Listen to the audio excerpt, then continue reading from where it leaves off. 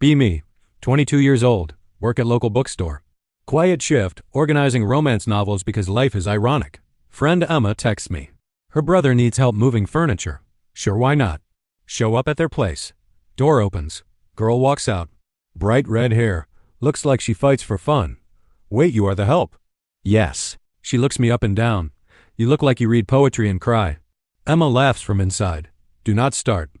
Girl is Emma's little sister. Name is Riley. College student. Studying gender studies or something. First thing she does is lecture me about toxic masculinity. Because I offered to carry the heavy box. Just trying to help. Help is a social construct rooted in patriarchal dynamics. Okay then. Emma whispers to me later. She is like this with everyone. Do not take it personally. Noted. Somehow keep running into Riley everywhere. Coffee shop, she is there with laptop covered in feminist stickers. Gym, she is on the treadmill glaring at men who grunt. Library, she is in the feminism section taking notes. Every single time she sees me. Oh look, the male gaze personified. Weeks go by. We somehow become weird friends. She rants about the wage gap. I listen and nod. She rants about emotional labor. I listen and nod. She rants about manspreading on the subway. I literally never manspreaded in my life. Party at Emma's place. Riley shows up late. Wearing combat boots and a shirt that says the future is female. Some drunk guy starts hitting on her. Classic bro behavior. She looks uncomfortable. Walks over to me. Hey babe, can we leave? Brain stops working. She grabs my hand. Leads me outside. Guy backs off. She lets go immediately. Thanks for that. No problem. Awkward silence. You did not try to explain to him why his behavior was problematic. No. Good, because men never listen anyway. She smirks and walks away. Next week at the bookstore. Riley walks in.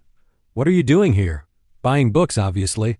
Browsing the feminist theory section. Picks up 3 books. Comes to my register. So do you actually read or just stack books all day? I read.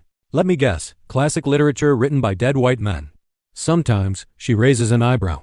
What else? Feminist theory, actually. She freezes. What? Been reading bell hooks. Her face goes through several emotions. You have read bell hooks? Yes. Why? Because it is interesting. She stares at me like I grew a second head. You are messing with me. Pull out my worn copy of All About Love from under the counter. She sees all my notes and highlights. Her expression softens. Okay, maybe you are not completely useless. High praise? She actually smiles. First real smile I have seen from her. Things shift after that. She starts texting me book recommendations. I text back with my thoughts. We argue about theory in long text threads. Emma sees us texting at family dinner. Oh no. What? You two are becoming friends. So, that is how it starts. Riley invites me to a protest. Workers' rights march downtown. Sure, I will go. She looks surprised. Really? Yes, really. Okay, cool. Day of the march. Meet her there. She is wearing a homemade sign. My body, my choice. End the wage gap. Dismantle the patriarchy. She hands me a sign too. Feminism is for everybody. Bell Hooks quote. She remembered. We march together. Afterwards get coffee. She is fired up talking about change and justice. Eyes bright, hands moving as she talks. I just listen. She stops mid-sentence. What? Nothing. Know what? You actually listen. That is rare. You have interesting things to say. She looks down at her coffee, cheeks turning pink. Thanks. Few days later. Emma calls me. Riley will not stop talking about you. What? She mentioned you like 15 times today. Oh. Just thought you should know.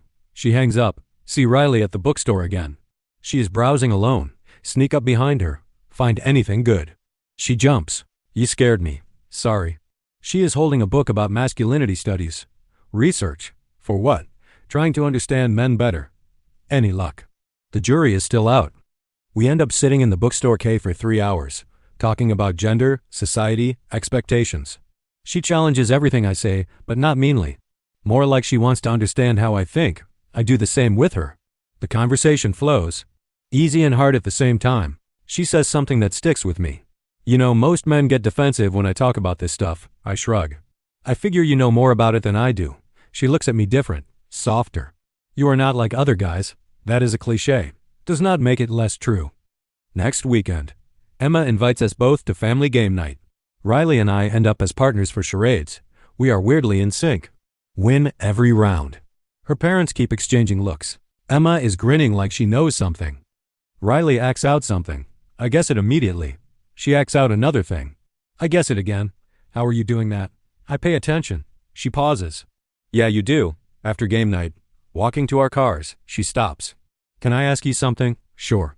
Why do you read feminist theory? Honest answer. Yes, because I want to be better. Understand things better. She goes quiet. Most guys would not care. I care. She looks up at me. Streetlight catching her red hair. You are dangerous. What? You make me want to trust men again. Heart stops. Is that bad? Terrifying, actually. We stand there in the parking lot. Moment stretches. She breaks it. I should go. Okay. But she does not move. Neither do I. Then she steps closer. If I kiss you right now, is that betraying my feminist principles? I laugh. Pretty sure feminism includes agency and choice. Good answer. She kisses me. Soft and certain at the same time. When she pulls back, she is smiling. That was research. Research for what? Seeing if you kiss like you listen, and needs more data. We start dating after that. She still challenges everything I say. I still listen and learn. She takes me to women's marches. I hold her signs when her arms get tired. She introduces me to her activist friends. They grill me on my politics. I pass apparently. Months later, lying in her apartment. She is reading Simone de Beauvoir. I am reading next to her. She looks over. You know, when I met you, I thought you were just another guy. And now I think you are my guy. She says it quiet. Like it is a confession. I put my book down. You know, when I met you, I thought you hated me. I did a little. And now I think I might love you. Might. Definitely. She crawls over and kisses me. Definitely works. Few weeks later, dinner at her parents' house. They invite my parents too. Emma warned me this was coming. Everyone is too nice, too smiley. Her mom brings up grandkids. Riley chokes on her wine. Mom. What I am just saying. My mom joins in.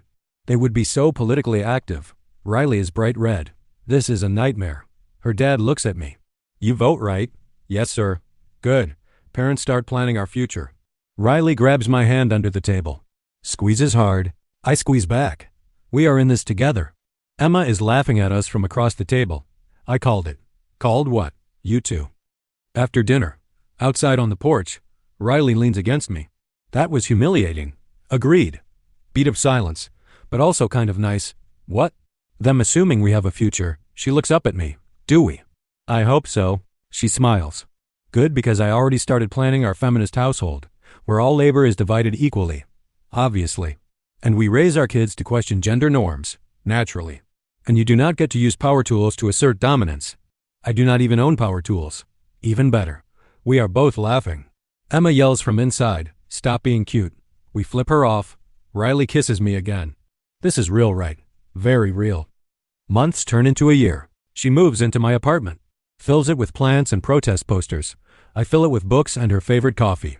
We argue about philosophy at breakfast, make up by lunch. Fall asleep reading next to each other. One night she is quiet. Something on your mind. She puts down her book. I used to think love was a distraction from the work. The work. Feminism, activism, changing the world. And now I think love is part of the work. Building something equal, something honest. I pull her close. We are building it. She curls into me. You know, you still have to check your privilege, always. And listen when I talk about my experiences, always. And read the books I recommend. Already on it. She kisses my shoulder. Okay, you can stay. Emma visits one day. Sees us cooking dinner together. Riley is reading recipes. I am chopping vegetables. She shakes her head. I cannot believe this worked. What worked? You two. You were so hostile at first. Riley smirks. I was not hostile. You called him the patriarchy incarnate. I was not wrong. I am standing right here. We know. Later that night, Riley and I are doing dishes. I wash, she dries. She bumps her hip against mine. Hey. I am glad Emma made you move that furniture. Me too. Even though you mansplained loading the truck, I did not. She is laughing. I know I just like messing with you. I flick water at her. She gasps. That is assault. Sue me. I might. She flicks water back. We end up in a water fight. Kitchen is soaked. We are soaked. Laughing like idiots. She pins me against the counter. Still smiling. You know I love you, right? I know. Like really love you. Even though you are a man. Especially because you are you. I kiss her forehead. I really love you too. Even though you scare me sometimes. Good. You should be a little scared. Keeps you humble. We clean up the mess together. She is humming. Some protest song probably. I am just watching her. thinking about how this happened. How I went from random bookstore guy to the person she trusts, the person she loves. She catches me staring. What? Nothing. No, tell me. Just thinking about how lucky I am.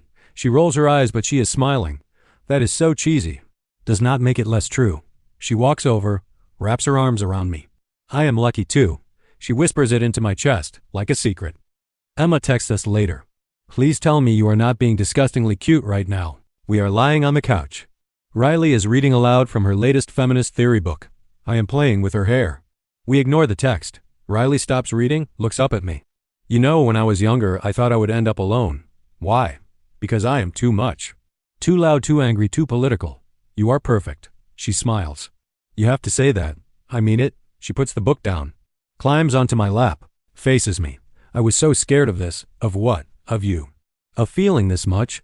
Of wanting something besides the cause. You can want both. I know that now. She touches my face. You taught me that. I do not know what to say, so I just hold her. She fits perfectly. Like she was meant to be here, in my arms, in my life, she whispers again. I think I want to marry you someday. Someday soon, maybe. Heart explodes? Yeah. She grins. But we are having a feminist wedding. Equal vows. No patriarchal traditions. No giving me away. Obviously. She laughs. You did not even hesitate. Why would I? This is us. We fall asleep on the couch. Tangled together. Her breathing slow and steady. My hand in her red hair. Somewhere Emma is probably taking bets on our wedding date. Somewhere our parents are planning grandkids. But right now it is just us. Just me and the girl who challenged everything I thought I knew.